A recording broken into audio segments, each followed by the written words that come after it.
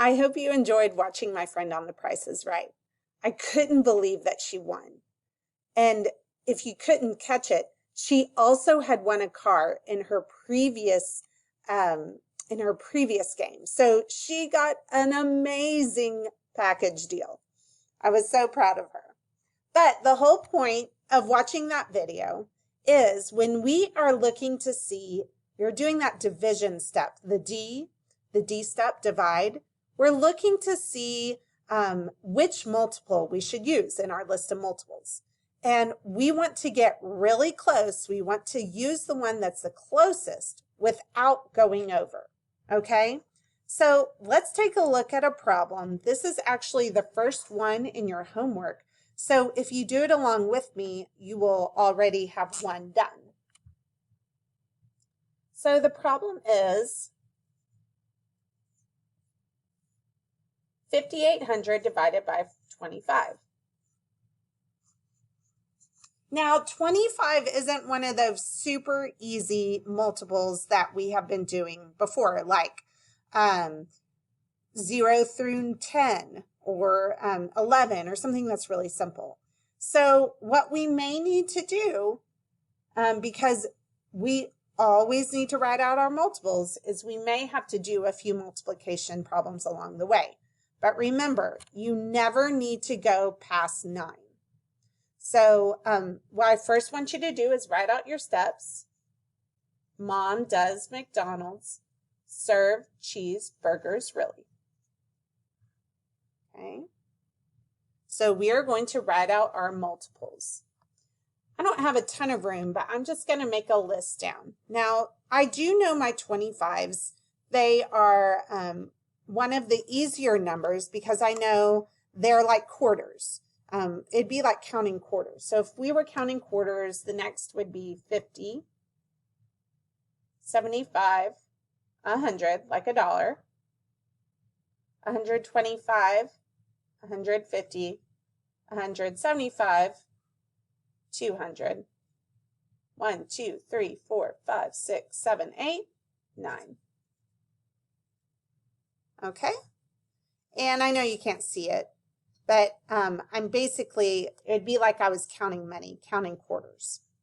Okay, so first we need to look and see if 25, so I just did my multiples and I'm done with them. Remember, we're not going to go back and do multiples again. So now I need to divide. I'm going to see if 25 goes into 5. Well, 5 is not in our list of multiples because it's too small. So I'm going to X out above the 5. Next, I'm going to see if 25 goes into 58. Well, 58 does. It isn't in my list of multiples, but it falls within my list of multiples. It's greater than 50, but less than 75. So because I want to get close without going over, I'm going to use 50. So 50 is 1, 2, my second multiple. Now I'm going to multiply. 2 times 25 is 50. We just wrote that out. Now I'm going to subtract. Notice that I wrote my 50 right underneath my 58, right underneath the number I'm dividing, okay? So 58 minus 50 is 8. Now I need to check. What do I check? If what I got, 8, is less than 25. Is 8 less than 25? Yes, I can keep going. Now I need to bring down. I'm going to bring down this 0. Do I bring down this other 0? No, I only bring down one number at a time, okay? And now repeat. I go back up to the top. I divide again. What am I dividing? Well, this brand new number I just made here, 80. That's my new dividend. Does 25 go into 80? Yes, it does, because 80 is bigger than 25. So I look in my list of multiples. Well, 80 doesn't appear, but it does fall within 75 and 100. I want to get close without going over. So what should I use? 50, 75, 100? Well, 75 is closer than 50, but 100 is too big. So I'm going to use 75. 1, 2, 3. 75 is my third multiple. So I'm going to put a 3 up in my quotient. This is a step that kids tend to forget. They start going and doing all the work, and they know that they're going to use 75, but they forget to write their answer up here. Please don't forget to do that. The whole point of doing division is to write our answers up here, right? If we do all this work without coming up with an answer, that can get really frustrating, and it might cause us to make some mistakes. So please remember, every time you're doing the division step, you're going to write something up here, okay?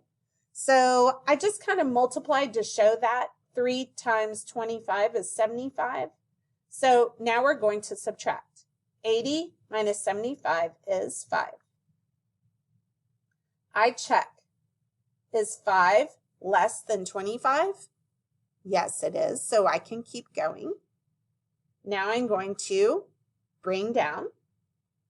This next 0 is what I'm going to bring down all the way next to my 5 to repeat.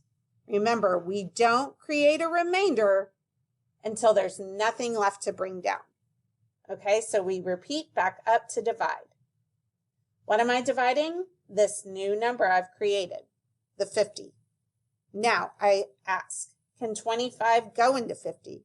Yes. And what's great is it's in my list of multiples. So I don't even have to guess which one to use. 25, 50, that's my second multiple. So remember, whenever I'm doing the division step, I'm always going to put a number up here. So now we multiply. 2 times 25 is 50. And we subtract. We check, is 0 less than 25? Yes. Do I have anything to bring down? No. I don't even have a remainder. So my answer is 232.